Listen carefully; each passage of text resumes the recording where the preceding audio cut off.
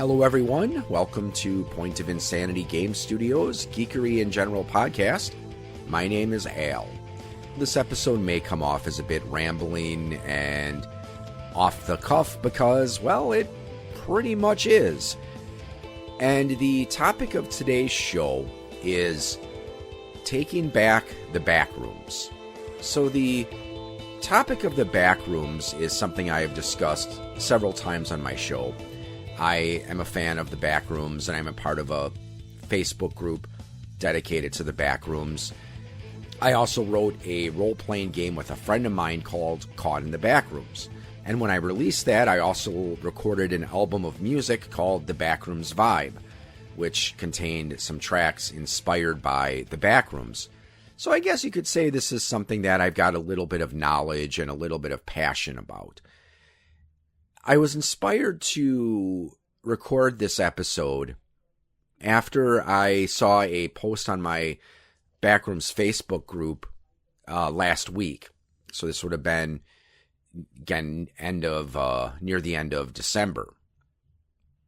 And there was a person who was posting that, should we take back the Backrooms, because they were nostalgic for the old days of the Backrooms when it was just this feeling of wandering around in an empty maze, always expecting something bad to happen, but nothing ever actually happens. So that is a model of the Backrooms some people prefer, and there's absolutely nothing wrong with that. But during the thread, there were people who were complaining about how the problem with the Backrooms is it became popular. And due to the nature of the internet and internet-based horror, when something gets popular, it can be good or bad for the particular thing we're talking about. So that's what got me inspired to record this episode. So everything in this episode is my opinion and my opinion only. I do not speak for the Backrooms fan community. And if you disagree with me about anything in the that I say in this episode, hey, no hostilities from me. We're all entitled to our own opinions, and considering the fact that the Backrooms is just a work of collaborative fiction, it's not something of earth-shattering importance that changes people's lives. Well, we can certainly agree to disagree about just about anything related to the Backrooms.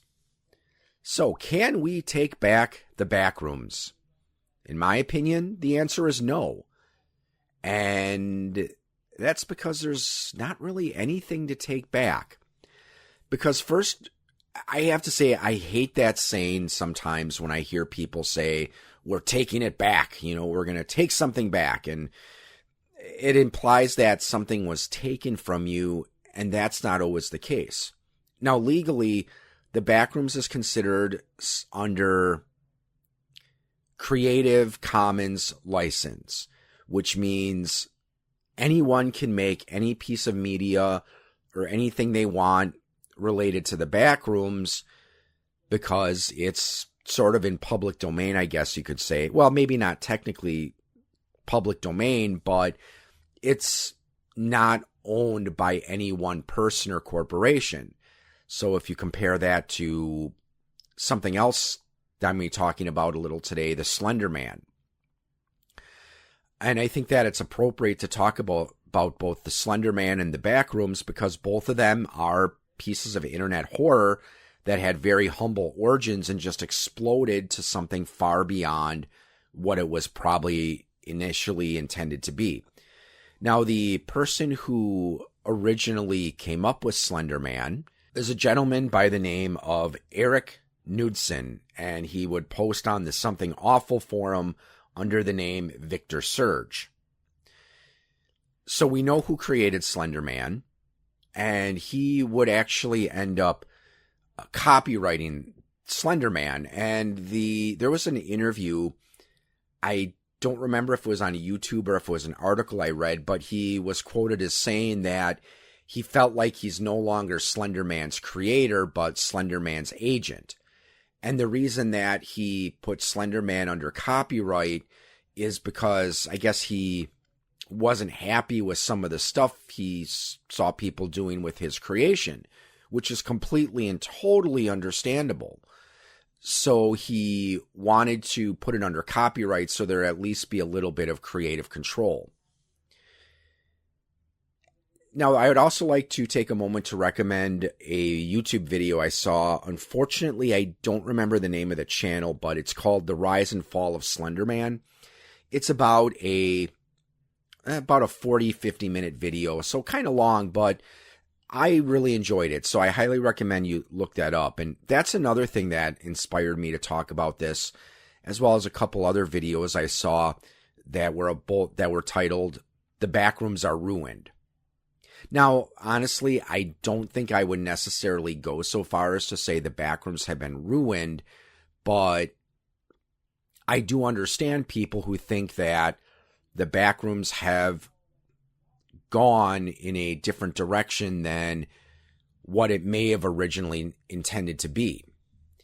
However, it's really difficult to pin down what the backrooms were originally intended to be because we simply don't know. We do know where the backrooms photo was taken. It was discovered that it was taken at what is now a hobby store down in Oshkosh, Wisconsin called Hobbytown USA.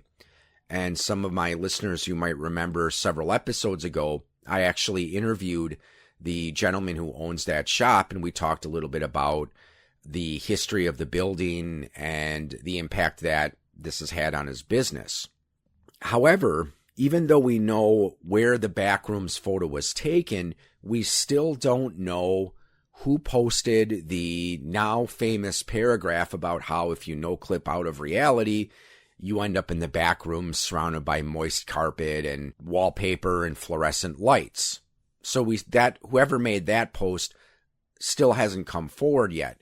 So because of that, that allows the back rooms to remain in public.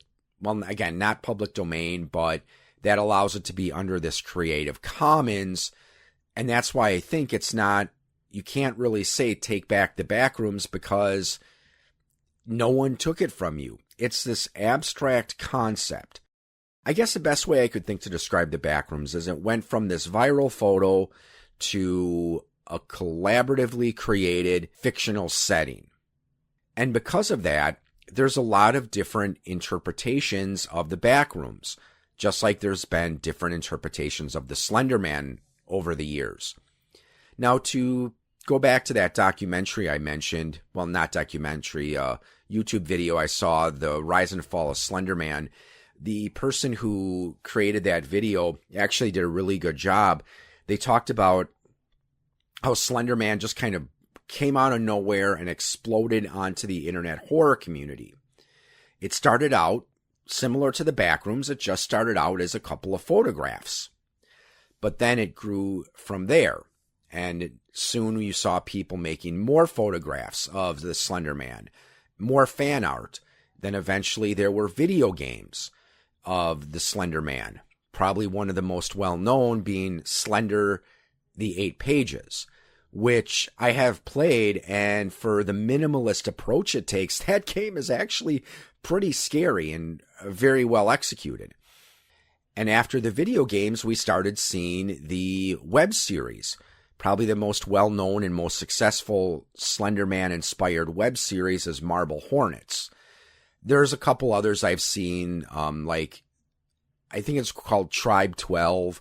There's also another one I saw called Everyman Hybrid.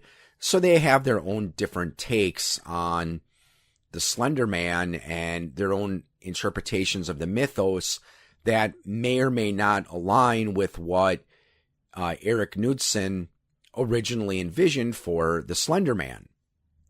Actually, I don't even know if he ever announced that he did have a specific origin and a specific description for the nature of the Slender Man. It may have just been something he decided, hey, I'm going to make this cool picture for a thread about making paranormal images, and hopefully people will like it. But where some people think the fall of Slender Man began was when it started to get popular, because then you had people with Slender Man memes, And then you had people doing, goofy little videos of the Slender Man where they were doing a more humorous take on the character who was supposed to be this work of internet horror. And then he started appearing in Roblox, and Slender Man started to become popular with the children. Now, this video also mentioned a case that happened in my home state of Wisconsin when two girls attempted to murder one of their classmates because they wanted to become proxies for the Slender Man because they thought that the Slender Man was cursing or stalking their family or something like that. So they were going to kill this girl as a way to appease the Slender Man. Now, there was a spin-off movie called Always Watching, which I think it had some involvement of the people who wrote Marble Hornets. I haven't seen it, but I haven't really heard anything good about it. And the same with the Slender Man movie that was made, which was released in 2018. And also, to add to something I just said, I had to pause my recording for a moment to look up that date. And I did actually look up the Wikipedia article where Eric Knudsen did say the reason that he put the copyright on the Slender Man is not necessarily for money, but because he wanted to preserve the artistic integrity of the character. So I can totally respect that. But back to the topic of Slender Man. So the 2018 movie didn't do too well. A lot of the fans hated it, and because they just felt it didn't really capture what the Slender Man was initially about. Now, if we compare that to the Backrooms, again, it started out as a viral photograph, and then as it started to get popular, people began to make video games about it, and then YouTube videos. There's Roblox games people have made about it, but as the problem with Slender Man, it started to get popular, and then you had people taking it to almost a meme-like direction, where it's like, your favorite character in the Backrooms, and it would have people encountering like Shrek or, some other cartoon character in the Backrooms, and some of this stuff was really corny and goofy, which wasn't really in line with the Backrooms, or at least how people interpreted the Backrooms. And there is also a Backrooms movie in the works being made by A24 Studios and in collaboration with Kane Pixels. And Kane actually made a very successful series of YouTube videos about the Backrooms, so he's being brought in as well. But I remember seeing an interview with him where he was stressing that, he didn't claim any ownership to the Backrooms, so it's not like he is going to try to stop anyone else from doing Backroom stuff. So this is why I think you can't really take back the Backrooms. As I mentioned before, it's Creative Commons protected. But the thing about the Backrooms is there's so many different ways you can interpret it. Now, from my observation, there's 4 different models of the Backrooms. The first is the minimalist approach. And the minimalist approach to interpreting the Backrooms keeps it true to the original photograph and the picture and the paragraph that was added to that post about no clipping out of reality. So people who like this minimalist approach to the Backrooms like to picture it as just this vast liminal space, this seemingly endless office building that, you might find something occasionally, but for the most part, it's just deserted. And if you do encounter something, well, you probably should hope that you don't encounter anything because, as the famous paragraph says, God help you if you hear something moving around nearby, because it sure as hell has heard you. Then there's what I like to call the proto-Backrooms. And this is something that started on Reddit and other similar forums. There's another YouTube video I saw by a channel called Fright Night that introduced me to the topic of the Backrooms. And the narrator for that video was reading various stories that people had posted on Reddit about the Backrooms. And at this phase, the rules of the Backrooms haven't really been established. So there were people posting that you could actually learn how to no-clip. So once you've perfected these skills, you could come and go out of the Backrooms as you please. Then you have the 3-layer model. So after the Backrooms started to become popular, there were people who made 3 different levels to the Backrooms. Level 0, which is the yellow wallpaper level that everyone knows and loves.